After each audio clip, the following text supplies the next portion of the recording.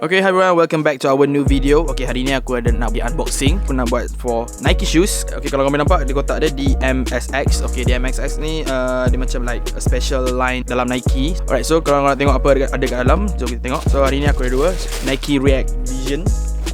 So this warna putih and also satu lagi. Okay, dalam kotak ni dapat stiker sekali Satu lagi warna purple, black purple.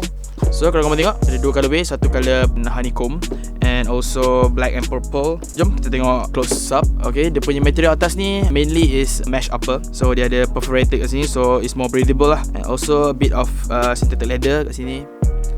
And dekat dia punya heel cap ada this hard plastic, so for support.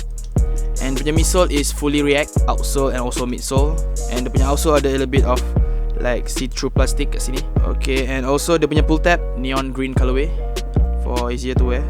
Dekat tang dia pun ada, so just pull it untuk pakai. Dia punya insole is tulis DMSX juga. Basically dia punya colorway is black, purple, pistachio green and also neon, and ada white midsole.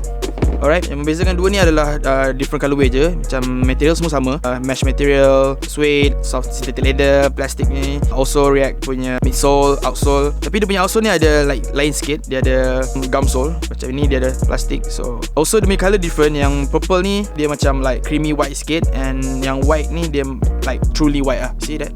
Ada macam lain sikit kan. Okay, itu saja. So kalau korang berminat untuk purchase kasut ni, korang boleh check out kita punya IG and also website 100% my. And kalau korang malas nak beli online, korang boleh datang to Lot 10 Suami Pyramid, JBCC Mall and also Komta. Okay, kasut ni baru masuk, so jangan risau, banyak lagi stok yang ada. Sebelum habis, korang cepat pergi ke sana and purchase kasut ni. Itu saja video untuk hari ni. So see you on the next video. See you next week. Bye bye.